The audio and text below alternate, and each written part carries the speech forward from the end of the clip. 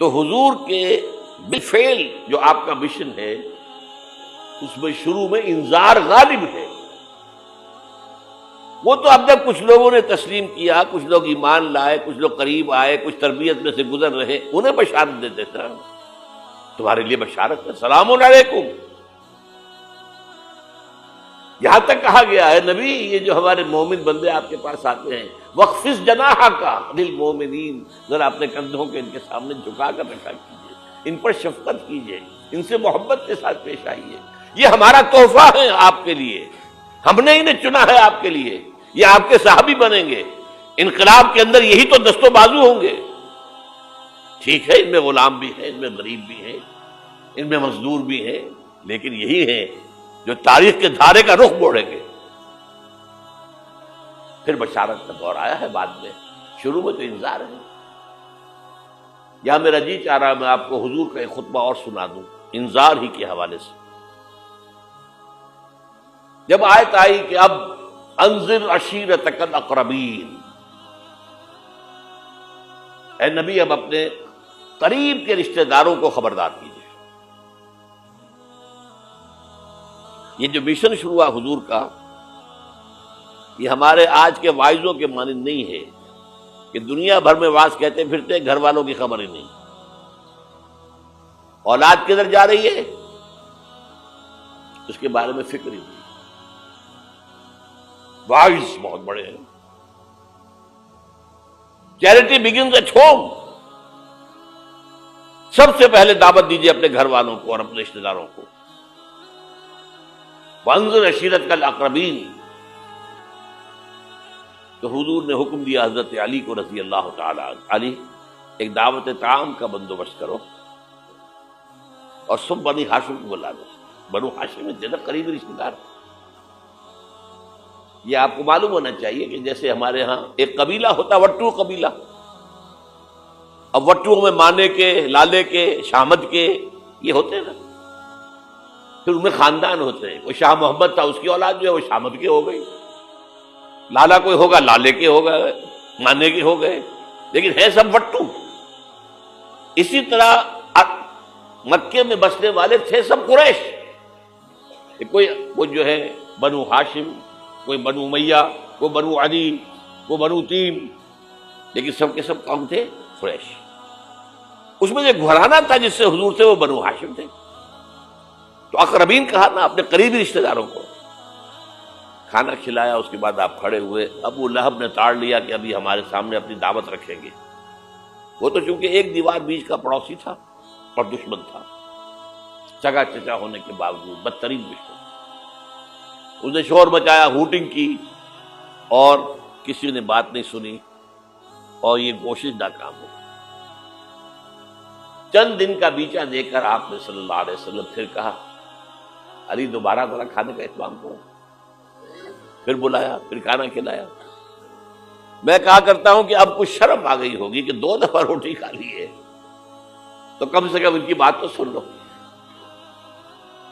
یہ خطبہ جو دیا ہے حضور نے صلی اللہ علیہ وسلم، عظیم ترین خطبہ، جامع ترین خطبہ. لیکن مجھے عجیب ہے، یہ محسوس ہوتا ہے کہ ہمارے ہاں احادیث کی کتب میں میرے علم کی حد تک یہ موجود نہیں ہے. مجھے یہ خطبہ ملا ہے نہج البلاغہ سے، اہل تشیع کی جو اہم ترین کتاب سمجھ لیجیے. حضرت علی کے خطوط، خطبات، حضور کی حضرت علی کے اشعار، بحیثیت خلیفہ جو آپ کے فرامین، یہ سب جمع کیے گئے ہیں نہج البلاغہ. اس میں یہ خطبہ، اس میں ایک چیپٹر ہے خطبات نبوی، اس میں یہ پہلا خطبہ. ایک ایک لفظ جو ہے حکمت کا موتی ہے. آپ کھڑے ہوئے، ان الرائد لا یکذب اہلہ. دیکھو لوگوں، کسی قافلے کا رہنما کبھی اپنے قافلے والوں کو دھوکہ نہیں دیا کرتا. کیا بتایا کہ میں اس قافلہ انسانیت کا رہنما بنا کر بھیجا گیا. واللہ لو کذبت الناس جميعا ما کذبتکم ولو غررت الناس جميعا ما غررتکم. خدا کی قسم میں پوری دنیا سے جھوٹ بول سکتا بالفرض تو تم سے تو کبھی نہ بولتا. You are my kith and کن.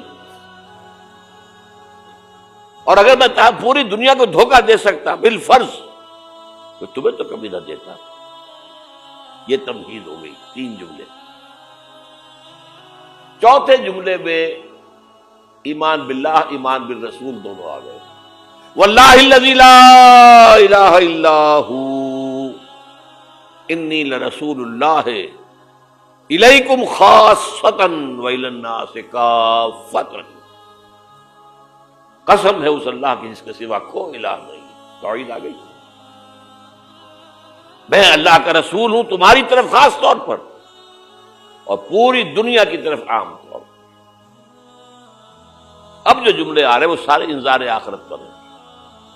واللہ لتموتن کما تنامون. خدا کی قسم تم سب پر موت آئے گی جیسے کہ روزانہ رات کو سو جاتے ہو. ثم لتبعثن کما تستيقظون. پھر ایک صبح ہوگی جب اٹھا لیے جاؤ گے جیسے کہ روزانہ صبح بیدار ہو جاتے ہو. وہ صبح قیامت بھی آئے گی. اور کبھی آپ نے نوٹ کیا بیداری کے وقت کی دعا مسنون کون سی ہے؟ الحمدللہ الذی احیانی بعدما اماتنی والیہ النشور. اللہ کے حمد، اس کی تعریف، اس کا شکر جس نے مجھے دوبارہ زندہ کر دیا اس کے بعد کہ مجھ پر بہت طاری ہو گئی تھی. جو شخص روزانہ صبح یہ الفاظ پڑھے گا جب صبح قیامت کو اٹھے گا تو اس کی زبان پر یہ الفاظ آئیں گے کہ نہیں آئیں گے؟ الحمدللہ الذی احیانی بعدما اماتنی والیہ النشور. واللہ لتموتن کما تنامون ثم لتبعثن کما تستيقظون ثم لتحسبن بما تعملون. پھر حساب کتاب لیا جائے گا جو کچھ تم کر رہے ہو اس کا. ثم لتجزون، پھر لازماً جزا دی جائے گی. بالاحسان احسانا وبالسوء سوءا. اچھائی کا اچھا بدلہ، برائی کی بری سزا. وانھا لجنۃ وبدا او لنار ابدا. اور وہ کیا ہے؟ یا ہمیشہ ہمیشہ کے لیے جنت اور یا ہمیشہ ہمیشہ کے لیے آگ. اللہ اسے ہمیں بچائے. سبحي نفسي وصلي عند سطر العاديات